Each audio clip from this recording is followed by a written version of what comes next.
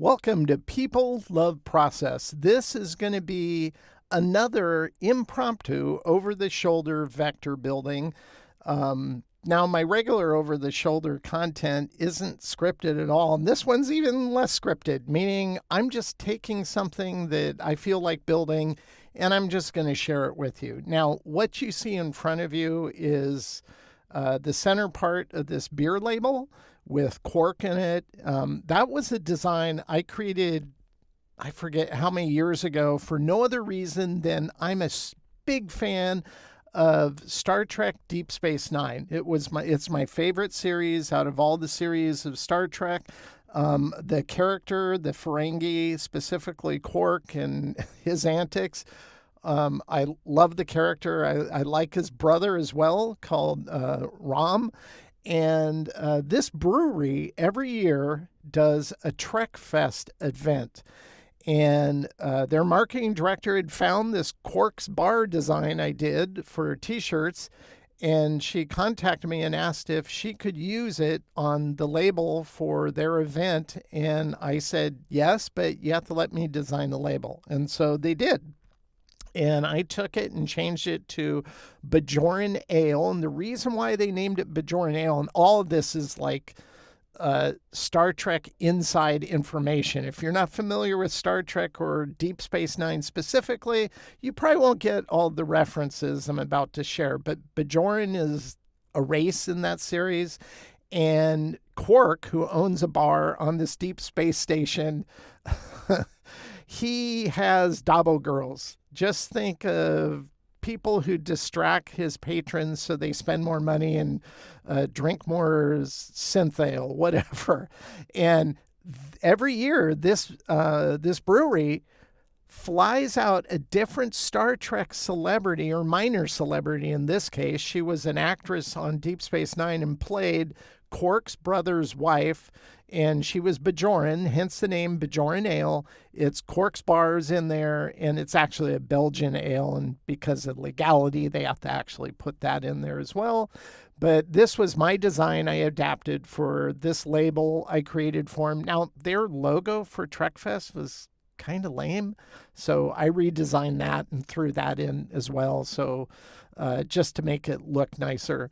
But this was the label I did last year. Well, they came back to me this year and they wanted me to do the label for this year. I said, sure, I'm game. That'll be fun. Sent me an email, told me what they were thinking. And I'm going, oh, Tribbles, that's cool. And if you're not familiar with that terminology, this goes back to the original series with William Shatner, who played Captain Kirk, of course. And these are images captured from that episode where there are these little creatures that like overpopulate really fast and it takes over the space station. And the nice thing is Deep Space Nine did a crossover episode with this original series, and it's awesome. So you might want to check that out because they did a great job of mixing and matching. But I read this email and I go, oh, this will be fun, Tribbles. And, this is what a Tribble looks like. And this is how I drew it out. And I was going to build it for the label. And then I was rereading the email and I realized something. They don't want Tribbles. They wanted Trills. And for whatever reason, I was thinking Tribbles, and I had gotten to this point and I'm going, oh, that's completely different. A trill is based off of the character Jadzia Dax from Deep Space Nine, and a trill is a person who lets a symbiont live inside him. Think of an alien organism. And she takes on all the characteristics of all the personalities prior who had that symbiont living in them. I know it's all kind of weird and sci-fi type stuff. And I'm going, well, I can't use this now. It's like, but I've done this good sketch. So I want to build this to bring it to life. And by the way, they're actually going to fly in Jadzia Dax, or the guy, I can't remember the actress. She's married to Leonard Nimoy's son. But anyway, they're flying her in. She played the actress or the character on Deep Space Nine. So I want to build out this Tribble art. So that's what we're going to do. I'm going to select it. And we'll just go ahead and put it at 20%, lock the layer. And I'm going to attempt to build this as fast as I can. So we'll go ahead and select a graphic style. And yes, I'm going to use a plugin because it's ideal for this. It's called Arc by Points, and you'll see how that looks. I might even zoom in more like that. We'll go to Arc by Points tool, and this is how it works. You just click to determine one end, the next end, then you can bend it.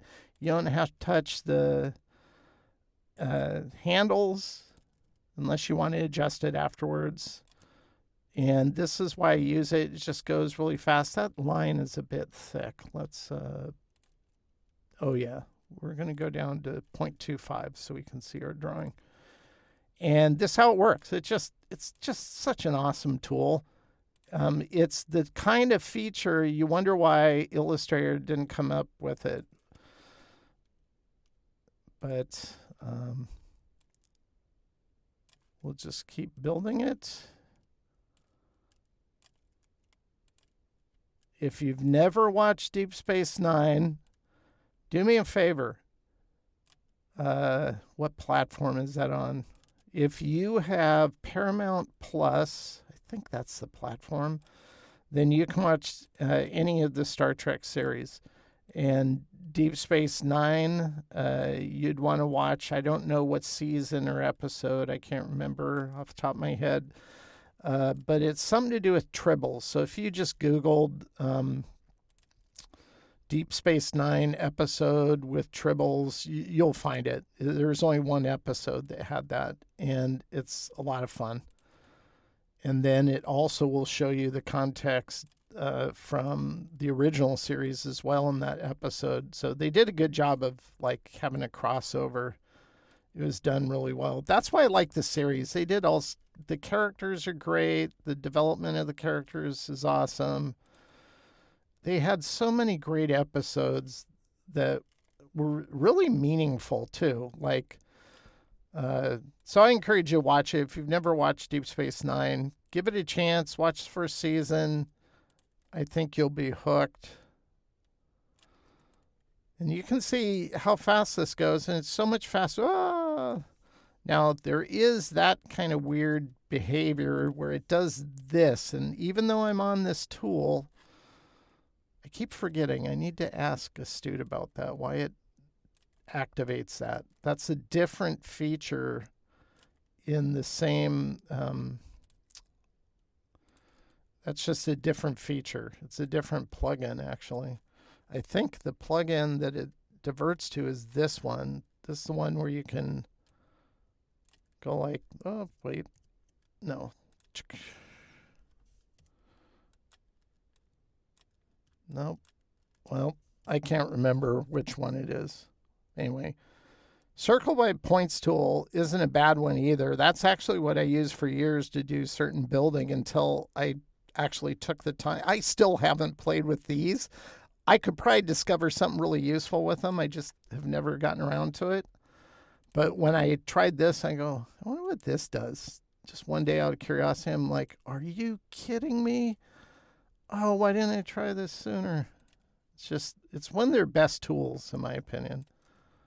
It's so intuitive and just easy. You don't have to, as long as you have a good idea where to place the endpoints, the curves are just second nature. It's just easy.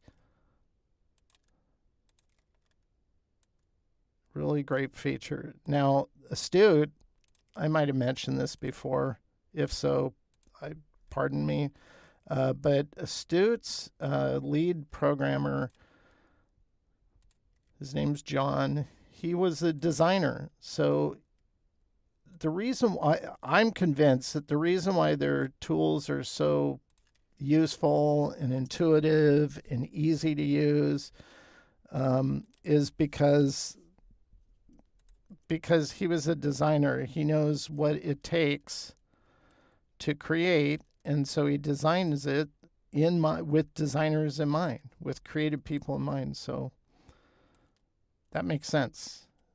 then you compare that, and this is just a real life comparison with Adobe's development team. I mean, I know several of the engineers on the team still. Some have moved to other teams, but I still know quite a few of them. And personally, they're nice people.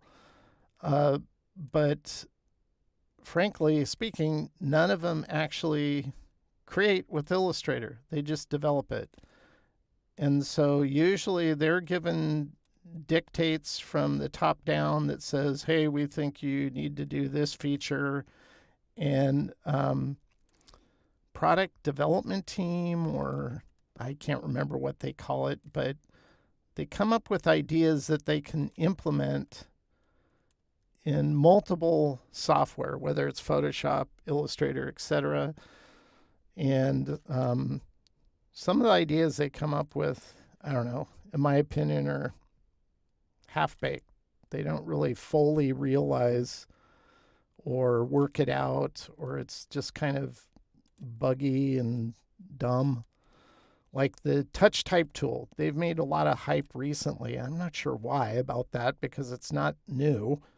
I think it's because hardly anybody uses it, because it seems useful. I remember when I first heard about it, I'm going, wow, that's kind of cool.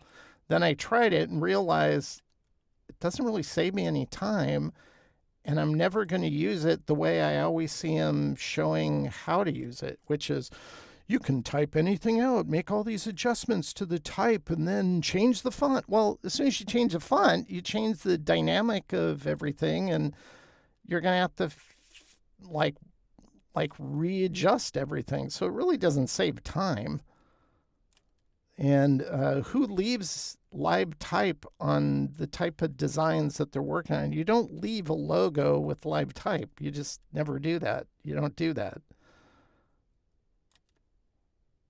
And I've worked with big ad agencies on branding projects that are international brands, and the final brand assets, they never have live type in it. So every time I see that example, I go, okay, these people have never actually done a branding for something that you had to deliver the final brand assets, because you never deliver it with live type and all the brand asset files. You're just asking for problems doing that. So here's an example where that's the perfect curve, but on this one, I would adjust it like that. These little creatures are very hairy, so I've stylized the hair and simplified it.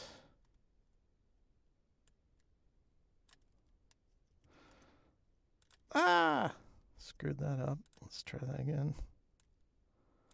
I tried to get I got my wife to watch one series of Star Trek. She's not a big sci-fi fan at all. I got her to watch Enterprise, and Star Trek people who are into Star Trek, most don't like Enterprise. I kind of liked it. I don't see what the big deal is. I thought it was okay. My wife liked it, and she's not even into Star Trek. So, grab that handle. I'm just going to adjust this one so it's a little different. She actually liked that. And as soon as she got done with that series, and it ended prematurely, in my opinion, I think that's when a writer's strike happened and they just canceled the series. But after my wife was done watching it, I'm going, okay, now you got to watch Deep Space Nine. You'll love it. And she's going, no, I'm not getting into that. I couldn't convince her. So, but trust me, if you watch it, I think if you like sci-fi in any way, you're gonna like it. Now, keep in mind, much like The Next Generation, it's a little corny in some respects. This one, actually, I'm probably gonna come back. I'll do that. I'm gonna go ahead and just smart remove that, and then just adjust this with the Bezier handle, since it's like an S curve of sorts. So not all of these I'm going to use the plugin. When it comes to an S-curve, it's just easier to build it the way you'd normally build it with the pen tool. But when it comes to these distinct curves, it's like, so much faster than the pen tool. Okay, let's go in okay. We're not taking too long.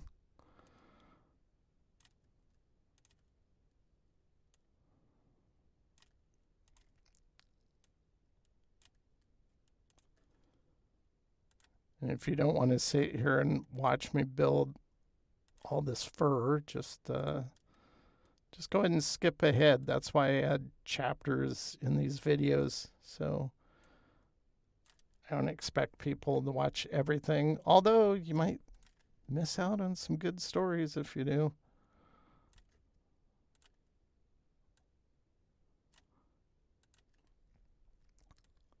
I posted this last week. I posted my pizza monster art, and it was a fun project. It was actually a client project, but my original pizza monster design was a little too scary for them. They wanted something more, I don't know, something that wouldn't frighten little kids, I guess. And it was sinister, and I kind of figured they wouldn't go for it, but I liked it so much I wanted to still create the vector art. Normally I just run a sketch by them. And so I was okay with them not liking it. I ended up taming a concept down and making it more approachable, but still a monster, pizza monster type thing. And turned it into almost a badge type of design, and they liked that, so that the client was happy. And then I also had some cool artwork, and I'm doing stickers for it right now.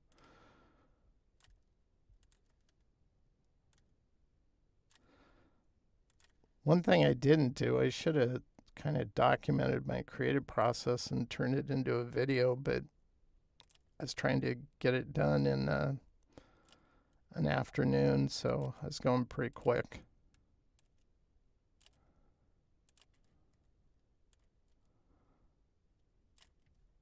Okay, that's getting a little short, so I'll adjust this like that.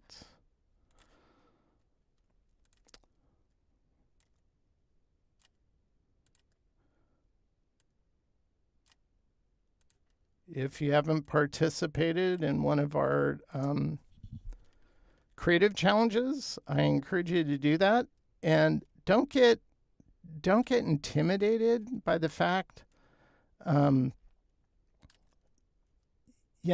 all at different levels when it comes to, our abilities. And I can look back at designs I did 10 years ago, even less than that, and I'm just like, what was I thinking? Why did I do it that way? Why did I handle it that way?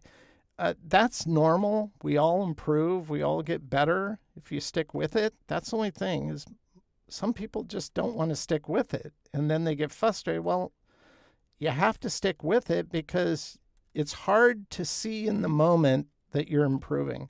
It's only after sticking with it and over time looking back going, wow, I am better at doing this than I used to be. So just stick with it, and you're only going to get better.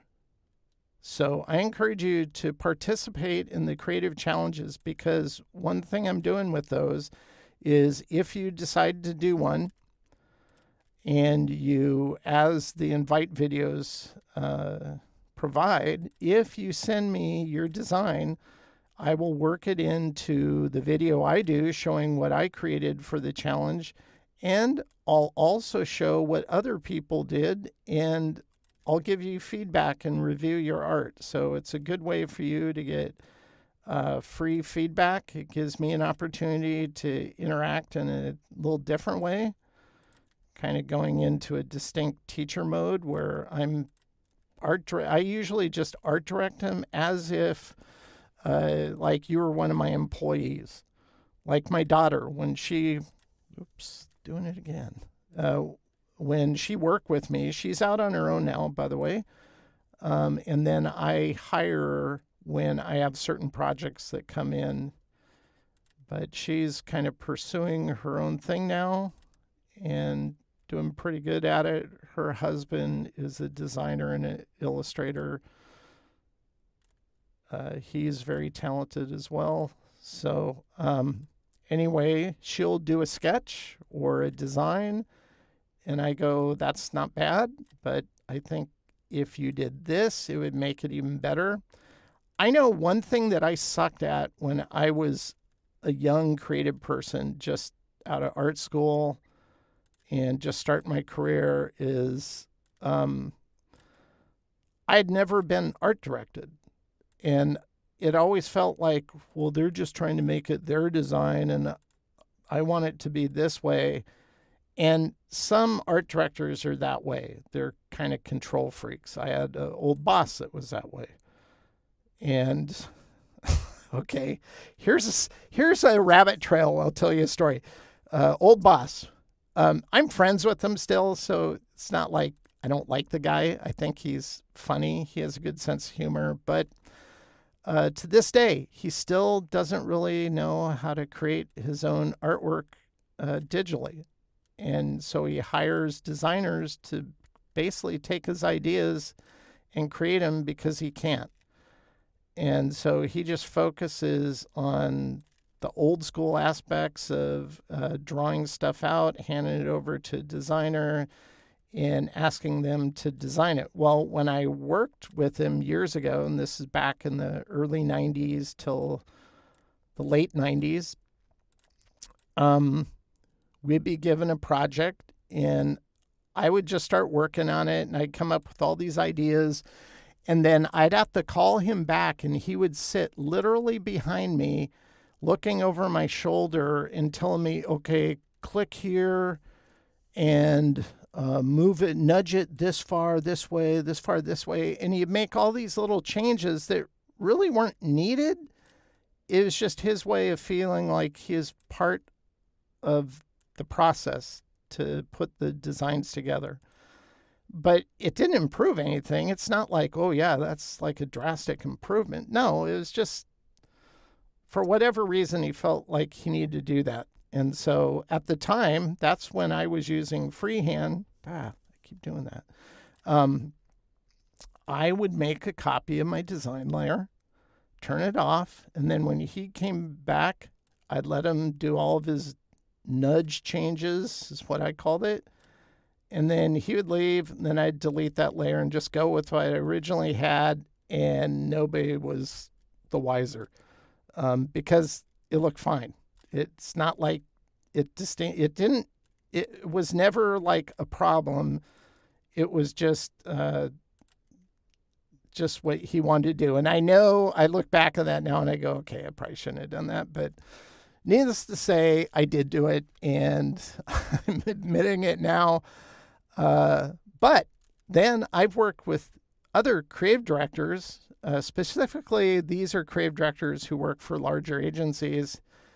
And oh man, that's when I realize what a good creative director is. A good creative director isn't trying to control the art. He's trying to improve it. He's trying to improve an idea, improve communication, make it look better than it did previously. And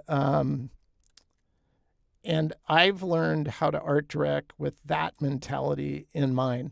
I want people to buy into their own ideas and execute their own ideas. I just want to help them think about aspects within the context of their ideas that would make it even better than it is. And so that's how I handle the reviews when people submit their projects for the creative challenges. So that's why I encourage you to do it, because I'm going to do the same thing with yours. I'm not comparing it with other people's. Well, Sally's looks way better than Bob's. That's not art direction. That's just an opinion that's not going to help anybody. So I look at where you're at, what you've done, and I give you pointers on what you could do to improve it or to move it to the next level.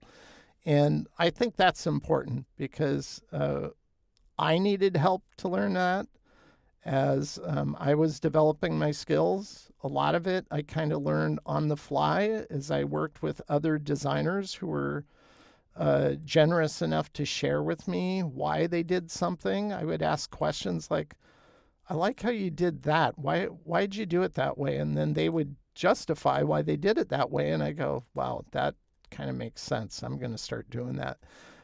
Almost everything I do now, I learned in that way, where I've seen somebody else do it, whether it was an agency, whether it was a fellow co-worker I worked with over the years, or another professional who they shared some with me. And I go, wow, that's a smart way to handle it. And then I just adapt it into my own workflow. I think it's almost like apprenticeship, but that works with modern technology, because there's a lot of people sharing stuff on social media with reels and everything. And all it is, for the most part, of 90% of the ones I see, some of them are helpful. Almost all of them just focused on tools, as if that's the creative process. And I think it's the least important part of the creative process. I think creating a methodology, a systematic methodology for approaching any type of project creatively, and the way you think about it and the way you approach it is far more important than the tools you use to build it. I had somebody who submitted for this most recent creative challenge, and they didn't use Illustrator, but they loved watching my videos, and they used Affinity Designer. And I think that's great. It's like, I don't think Adobe, just because they monopolize the vector art with Illustrator, that doesn't mean you have to use Illustrator. All the methods I show would work in any general vector building program you use, whether it's Affinity Designer, whether it's Illustrator. You might use Corel Draw. I know quite a few people who use that as well. That is actually the first ever vector app I actually tried. That goes back to, wow, when was that? 1989, I think, is when I tried that. And it was at an old screen print shop I used to work at. And I'm going, this is interesting. And then later on, earlier than that, I didn't actually use it, but a friend of mine who was older than me, went to art school, he was a beta tester for Illustrator 1.0.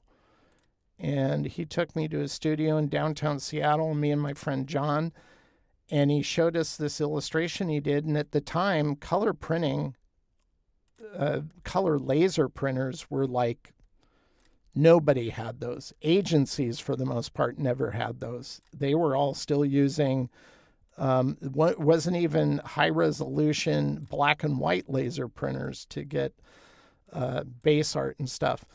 He showed me an illustration of we're almost done. We just have to do the perimeter shape. He showed me an illustration of a jukebox he did. And he hands me the print as we walk in. I'm looking at it, and I knew it was an illustration, but I didn't know how he created it. I'm like, because all I had done is analog at the time, colored pencils, acrylic, gouache, that type of stuff in art school. I'm going, what is this? How did you do this? Well, it's a color printout, and he told me about the color printer. And I go, okay, but how did you create it? Like, you didn't draw this. This isn't like hand drawn. How I don't understand. And so he brought me over to his Macintosh computer, and he showed us Illustrator, and he showed us, and at that time, Illustrator didn't have a preview mode. You built in keyline mode or outline mode, and then you had to render the preview to look at what it actually looks like. is really kind of barbaric. And I was just blown away, but I immediately knew, I think this is going to be part of my future. And long story short, it definitely has become that, but I didn't start using Illustrator. I started with FreeHand back in 1990, and I used that all the way up until 2002. In 2002 is when Adobe bought Macromedia and basically killed off FreeHand. And I think I told the story about a friend of mine who worked at an agency in Portland, recommended me for a poster design job that was for Adobe. And I went to meet with them, and they just assumed I was an Illustrator user. I had Illustrator, but I only used it to open files and to save out files and then test it. Because even though I was using FreeHand,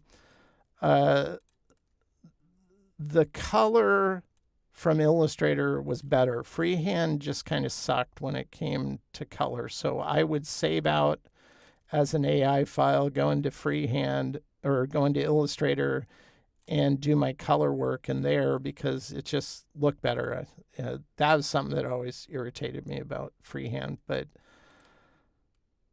long story short, I ended up doing my first project for Adobe back in 2002 and taught myself how to use Illustrator in general in about a week.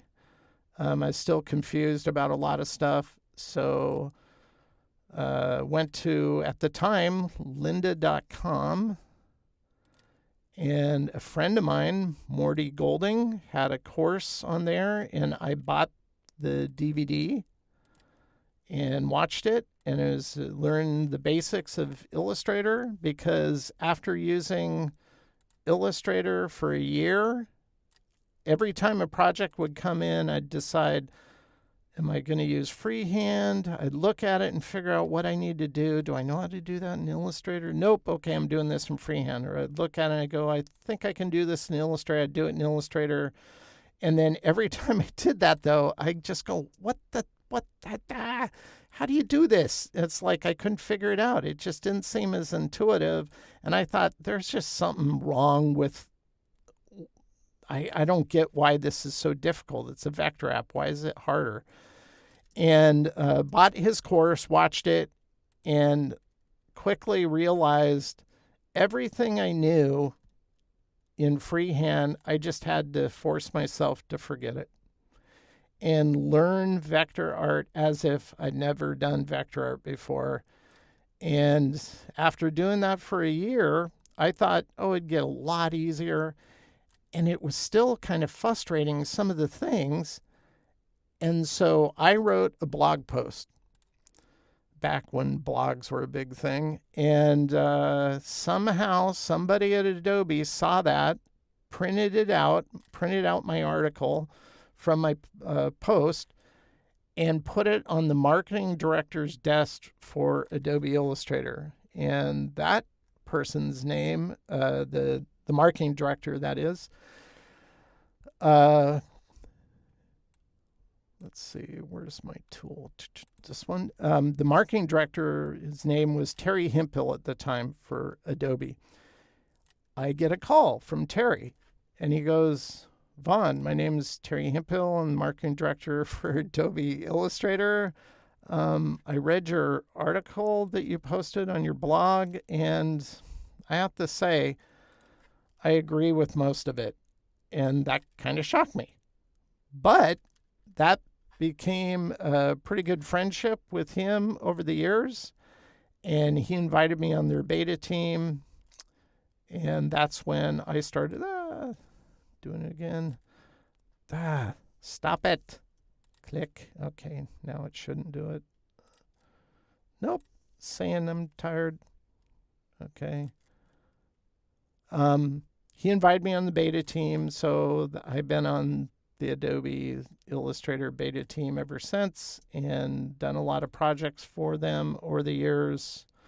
Did a lot of projects for Terry. Terry's moved on now. He does a lot of world traveling. He's kind of international man of mystery. Really nice guy, though. So that's how my baptism by fire into using Adobe Illustrator. And I'll admit, it still frustrates me at times because I still think it could be a lot easier, and it really isn't at times. And I think it's just because their team doesn't actually use the software they develop. And I know I've said that over and over again, but that's the fundamental core problem. Okay, so I think I got my artwork all done. I'm not sure. I should have looked at what time I started and what time I finished, but this is it. So I'm going to make a copy of this. I'll group it, and we'll go to layers. I'm just going to put it in my vector junk drawer, the X layer. I'm going to select everything, deselect the outer shape. And on this one, I'm going to go Pathfinder, and I'm going to go Unite. It's going to group it, change it to a compound, my keyboard shortcut of F7. This, I'm going to color white, get rid of the outline. This, I'm going to color it this nice process black, get rid of the outline, copy, paste behind. We have our base art. We can turn our sketch off now. And I think this is going to work really well. Now, a Tribble is, let's go ahead and color it. We'll do kind of a tannish color because they were kind of light brownish, tannish. Then do a darker color. So that's kind of in general. This is a very stylized view of it. But we're going to try to, if you're looking down at somebody's head, this might be what you see. We'll do a unique color. We'll make it pink. I've never seen a pink Tribble. I don't think they exist. Something like that. So that's how I would build this artwork. I have one more motif, and this is going to be a lot simpler, but I included it because this is one that I can't really use a plugin to pull off. And that's because this one is very freeform. And it's all about anchor point placement. Wherever it comes to a point, gets a point. Those are easy. But everything else to create the curves, you kind of have to pay attention. So I figured this would be beneficial for you to watch because it's a different motif. Flames are free form. So let's go ahead. I'm going to, oops, didn't mean to turn that on. Let's go to graphic styles. We'll click a style. I'll zoom in. And I drew this based off of a circle. So it's kind of a circular motif, even though the perimeter is, distinctly a flame. Actually, I take that back. I will use this. We'll make at least one part of this will be a plugin. We'll just make that first shape. Maybe the second one too, since it goes here. Okay, I lied. Now that this goes to here, there. So I cheated. Actually, is there any other ones where we could just do that and then we'll just build all the paths in between? Like this could be that. Most of these are S, so it goes like this. I wouldn't want to use on that. Oh, up here. We can do it up here. So we'll just cheat and use it on just these arc type shapes, since that's what the tool's called. Here. And we'll do that one. And we'll do this one. I'm just going to go ahead and do all the ones that are arcs. And I think that's it. Okay, then I go back with the pen tool like here. As it comes down here, where would you want to put the anchor point? Well, there's a few ways you can handle it. We'll try to do it just with this at the 6 o'clock position, pull it out and close the path, go back and adjust the Bezier handles like this. We might pull these out to get that part, pull this one out from that anchor to get that start to taper and then adjust this like that. I think that's okay, but it's going to make this look flat, in my opinion. A better way, I think, is in NASCAR, you slow down as you go into a corner and you accelerate coming out of it. Now, I'm not a huge NASCAR fan. I just remember my NASCAR friend telling me about that. Friend, meaning he liked NASCAR, I didn't. We're going to smart remove this. And I think this is the easier way to handle this, is if you think like that as you're going into a curve, place an anchor point, and as you're coming out of it, place another anchor point, then just use both of these handles. And I tend to get a more elegant curve that way, although on this one, I'm going to use a feature that I take credit for. It's called, where is that? Is it under this one? There it is, Reposition Point Tool. This came about because I told the owner of Astute Graphics years ago at Max, I'd really like to be able to isolate an anchor and just slide it along the path to a new position. And I could do that. And he goes, why? And I go, well, every now and then I think I wish I could do that, and I just can't. So that's why. Literally 2 weeks later, hey, Vaughn, check this out. And so I call it the Vaughn tool. Even though they call it the Reposition Point Tool, I take credit for it.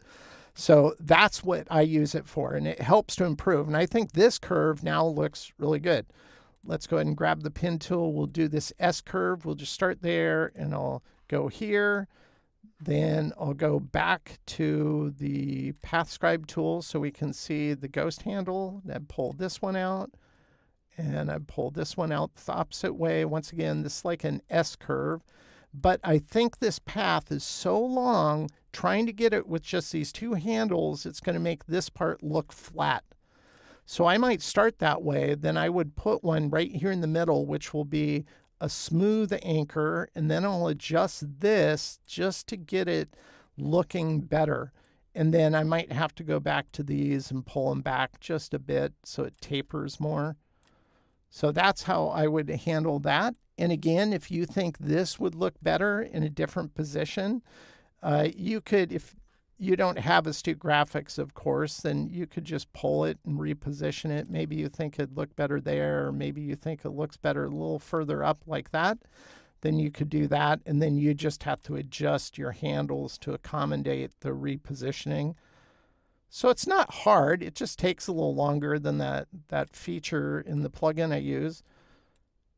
And I'm really, really anal when it comes to this stuff. So I'm looking at this and I scrutinize it. And if you saw my head right now, and I should have put my cam on. I forgot to turn the cam on for this. So I'm tilting my head as I'm doing this because that's literally what I do. And no, I don't rotate my canvas. I never do that. Actually, I like the position. I think I had it in before. So let's go ahead and reposition this. And you can see there's a tangent. That's what these nodes are for. So we'll put it in that tangent. And I think that looks good. So that's fine. Let's move to the next one. We'll take this. And then this is going to be an easy one because this handle will pull it out to get this bulbous area. And then we'll just finesse the top part with this curve and adjust that. So that's easy. Now on this one, we'll handle it much like this one. We'll get into the curve. This, I think it should be at an angle, comes to a point, gets a point. As it goes into this one, I think we'll put one at a 3 o'clock position here like this.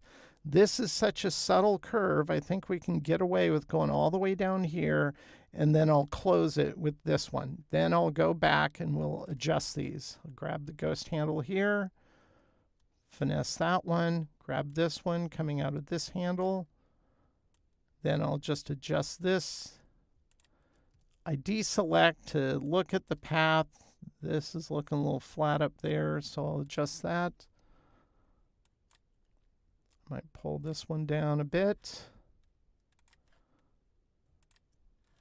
And let's grab this tool And I'll grab this handle.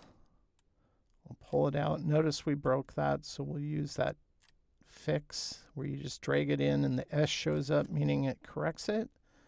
I might pull this handle out and then I'll adjust the bottom with that handle. Then I'll adjust the contour by pulling this one down. Sometimes I'll pull this away, deselect, and then I'll move it back just to see if I can improve the flow.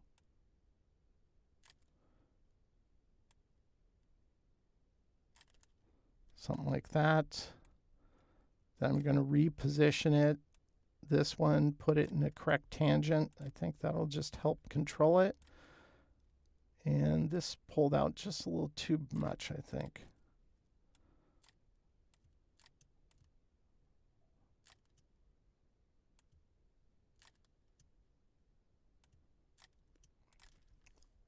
Like that. This, I think I'm going to pull this over a little bit. Yeah, that looks better. And on this one, I'm going to adjust this one too, put it on a tangent. Oh yeah, that improved that quite a bit.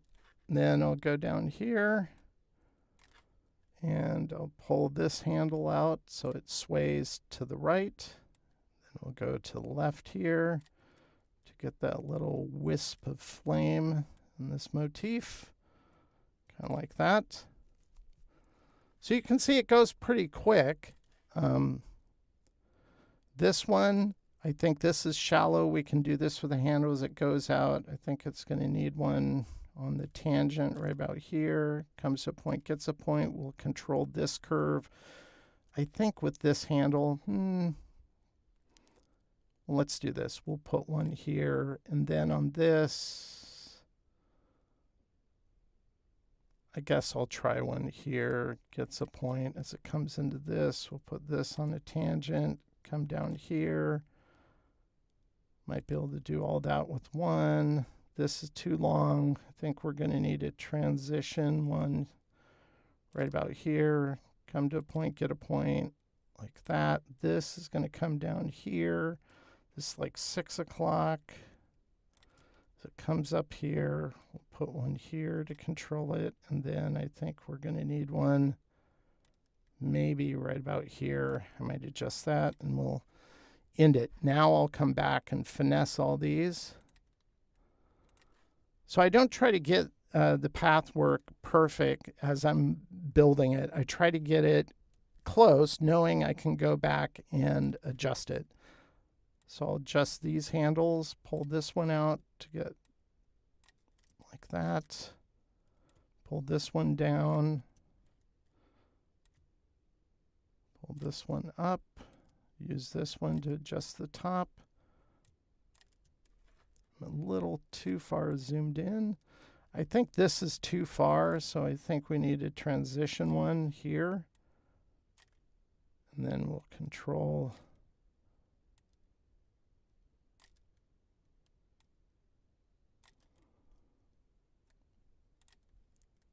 I just have to deselect at times.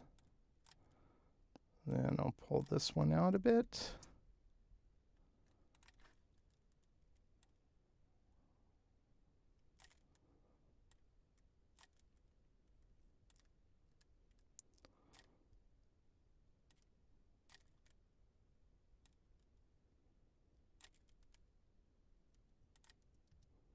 This one's looking a bit wonky.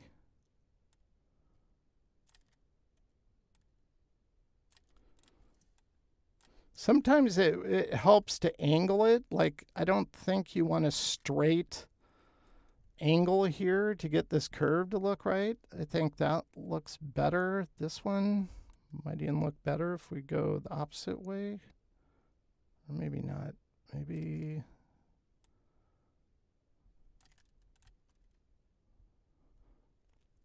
I think that looks good. We're almost done here. All I'm going to do is get this final form and then we'll color it. And I'll show you one thing I might do if I was coloring a flame motif like this.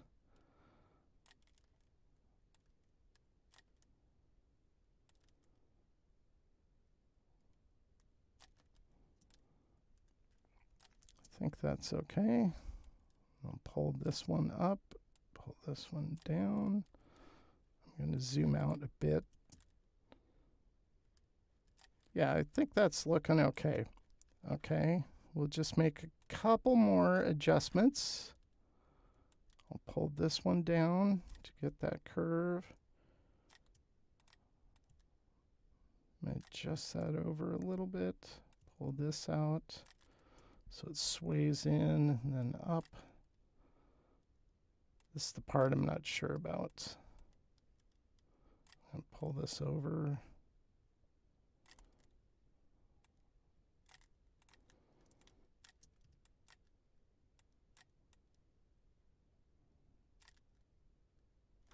I'm going to try some.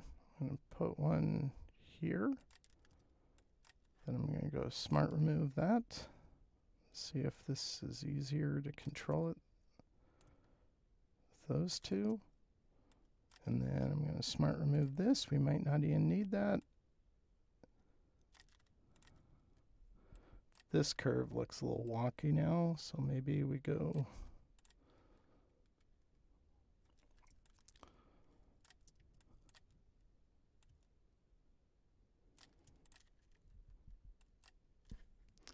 nope, I don't like that, so I'm going to go and put one here, and I'm going to put one here. Then I'm going to smart remove this. And then I'll bump this up.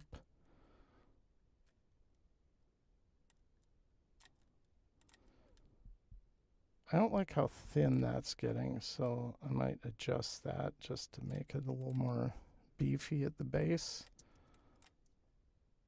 And drag that up, drag it back down. Almost there.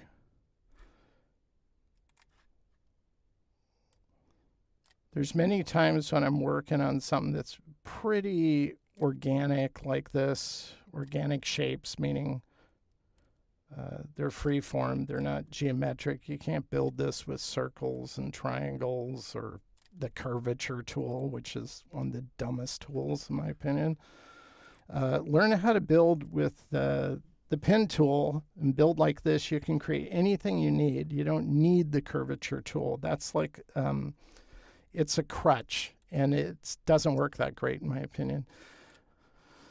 Okay, I think that looks good. So what I'm going to do is I'll just go ahead and copy this, move a copy to the X layer. We'll turn off our sketch because I want to go ahead. We'll make the base color that. But I think what I'm going to do is actually, let's do this. Let's go to gradient and we'll do a linear gradient. Not on this stroke. Who puts gradients on strokes? Put a gradient fill.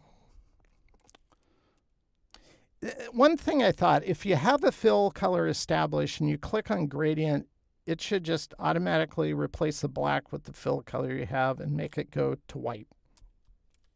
That seems like it would just be useful. So I'm going to make it go from this yellow to kind of an orangey color. Let's make the orange a little deeper. Yeah, kind of like that. We'll go to the gradient tool. I'm just going to realign it, rotate it, and then just move it down so that darker color is down on the bottom. We're going to select this shape. I'm going to copy it, Command-C, Command-F. And all I'm going to do is fill it with white. And we're going to go to Effect. I'm going to go to Stylize. I'm going to go Inner Glow. It'll say what mode you want. I want Multiply, Blend Mode. We'll try 5 to see what it looks like, but I want the color to change. And this is the other part. It's like, why do I have to go through this stupid menu? Why can't I click on this and go over here and just click on the color I want? Why does it work like this where, nope, we have to go here, then you have to click color swatches, then you have to go here. Well, why can't I just go here? That's like the old mentality. This is like Illustrator 1.0 functionality. It's like they should improve that, in my opinion. That kind of workflow. And click OK. And so you can see it's putting this inner glow. I want this to be a little darker. Well, let's have it inset more to 8. We'll see what that looks like. I think that's good. So we're using this color here, which is the color we applied. So I'm going to go into this color, and I'm going to beef this up to like about 50. And maybe not 50. Let's do 48. Like that. You can see it gets a little darker. Well, I'm going to select this shape now, go to transparency, and I'm going to multiply the whole shape so it adds this kind of effect. Now, if you wanted to increase this, you can select the shape, go to the appearance palette, go down to where it says inner glow, and you could beef this up. Maybe you wanted it 12. You could put 12 in there, go like that, and adjust it like that. And that's how I would build this this flame motif. So hopefully this impromptu episode of Over the Shoulder, there was aspects to this that might help you in building your own vector art. Once again, these are 2 random little pieces of art, and I wanted to create them because I think a lot of people struggle with getting elegant curves. And as long as you don't push yourself to go too fast, they're not too hard to pull off. And by the way, I should point out, I just have this shape sitting over the top of it like this. You could actually do the exact same thing by selecting this shape, going to the appearance panel, and adding a new fill color if you wanted to. I just didn't bother to do that. So I just wanted to point that out just in case you might think I didn't know that. I knew that. It's just I did it this way just to make the process a little easier. So thank you for watching, people of Process. I really appreciate all the support. We've now crossed over 10,000 subscribers. That's awesome.